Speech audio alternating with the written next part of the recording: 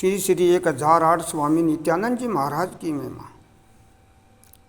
उनके शिष्य आत्मानंद ने गुरु जी की महिमा का प्रचार, उन्हें बोला महाराज का प्रचार करी। तो महाराज का तो प्रचार बहुत बेला हुआ है। हमारे गुरु महाराज पहले जोधपुर में 6 महीना का ध्यान किया था, बड़ी तपस्या की, बहुत केवल पाव दूध पीते थे। पहले जोधपुर में ध्यान किया था, भक्ति कोटि में, गंगा नाला के पास आश्रम था गुरु जी का। बहुत वहाँ मेरे बड़े पिता, इस शरीर के बड़े पिताजी रामदास जी महाराज ने महाराज की वहाँ जाते थे और उनको सुबह शाम देखभाल करते थे जोधपुर में भक्ति कोटि में। हाँ, बहुत साधना की। रामानंद जी, रामदास जी बोलते थे बहुत तपस्या की महाराज ने, इतनी साधना की, पाव दूध पीते थे केवल। जोधपुर में थे, एक ही टाइम दूध लेते थे। उसके बाद में महाराज ने दिवरड़ा में ध्यान किया। दिवरड़ा में 2 बार ही ध्यान किया, एक 6 महीना का, एक 3 महीना का। तभी पाव दूध लेते थे और पाव से कम कर दिया महाराज। ध्यान करते करते पाव से भी कम कर दिया। जब हनुमान सिंह जी ने बोला पाव दूध से कम करेंगे तो हम यहाँ नहीं रुकेंगे, आपकी सेवा कौन करेगा। फिर गुरु जी ने पाव दूध लेते थे, वहाँ गुफा में 3 बजे बाहर आते थे, 2:30-3 बजे, और स्नान ध्यान करके वापस अपने गुफा में चले जाते थे। इतनी महान तपस्वी मेरे गुरु महाराज, बहुत समाधि, ध्यान, बहुत चिंतन। उनका चमत्कार मैंने इस शरीर ने देखा। हमारे अकोला में एक दामोदर जी सेठ रहते थे। उन सेठ के वो गुरु जी के बहुत भक्त थे। तो उनके संतान ने थी।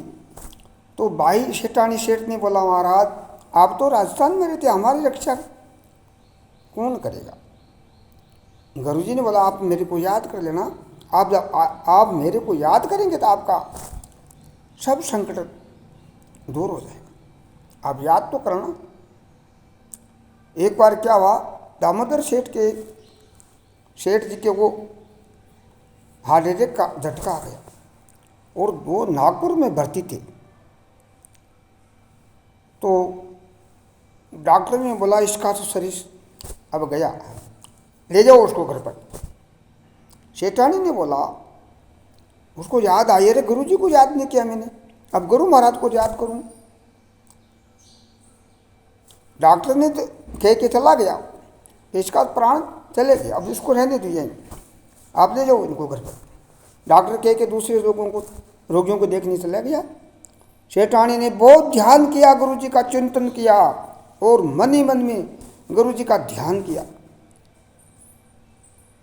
तो गुरु जी के दर्शन हुए और गुरु जी उनको दर्शन दिए और ऐसा हाथ सेठ के ऊपर ऐसा हाथ रखा देना, उसको सेठानी को दिख रहा है और 1 घंटे में सेठ का प्राण वापस आ गया। आंख खुली, सेठानी ने बोला ये तो गुरु महाराज का चमत्कार। डॉक्टर को बोला डॉक्टर साहब देखो आप तो बोले प्राण चले गए, चंद है नहीं इसमें, प्राण है नहीं। डॉक्टर बोले इसके प्राण चले गए कहाँ, यह चमत्कार कैसे हुआ। सेठानी ने बोला मेरे गुरुदेव का चमत्कार है। हमारे गुरुदेव नित्यानंद जी महाराज राजस्थान के रहने वाले, मिंडा दिवरड़ा में रहने वाले, उन महाराज का चमत्कार है। डॉक्टर कंचित हो गया, अरे ये सब प्राण चले गए, फिर बहुत से प्राण आ गए। देखो मेरे गुरुदेव ने ये महिमा, गुरुजी ने बोला, सेठ बोला मैं ये महिमा आपकी किताब में छपाऊंगा। गुरुजी ने मना कर दिया, सेठ ये शरीर रहते रहते कभी मत छिपाना, ये ऐसा प्रचार मत करना मेरा, ये गुप्त रखना है। सेठ ने किताब तो छपाई पर ये महिमा नहीं छपाई, उसमें गुरुजी ने मना कर दिया था। और गुरुजी का शरीर के पहले ही सेठ का शरीर चला गया, इसलिए उन्हें सेठ रहता तो वो महिमा छपा के बाद। तो देखिए मेरे गुरुजी का ये प्रचार भाईराम ने बोला, केवलानंद जी महाराज ने, अरे आत्मानंद तो गुरुजी की महिमा नहीं करता है। अरे गुरुजी की महिमा बहुत है, क्या महिमा करे, गुरुजी की तो महिमा बहुत है, कोई कह नहीं सकते। मेरे गुरुदेव की महिमा बहुत अपरंपार है, सब दुनिया जानती है, सब अकोला में सब लोग जानते हैं। मेरे गुरुजी इतने चमत्कार। तो सेठ ने ये किताब में छपाना मना कर दिया गुरुजी ने, ये मेरा प्रचार मत करना। ऐसा ही ये हमारा अमर सिंह जो मकरना में रहता है, अमर सिंह जी टांग, यही चमत्कार हुआ। अमर सिंह टांग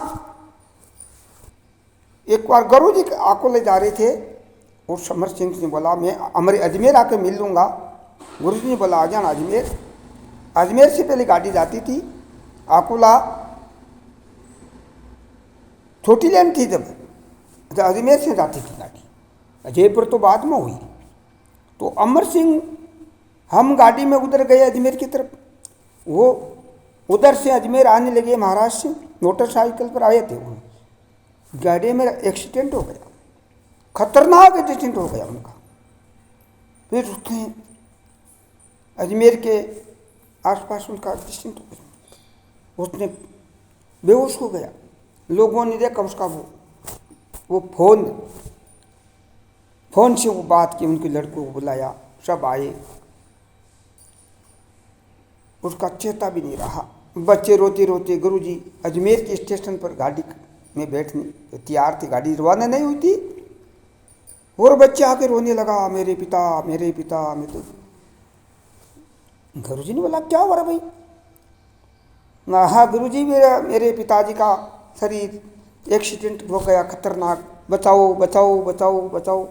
गुरुजी ने बोला बोल देना तेरे पिता को बाल बीमा का नहीं होगा और कुछ भी नहीं बिगड़ेगा, तुम उनको बोल देना जाके अमर सिंह का कुछ नहीं बिगड़ेगा बेटा, तू जा, तेरा पिता का कुछ भी नहीं बिगड़ेगा, ठीक हो जाएगा। गुरुजी की आशीष से उसको होश हुआ।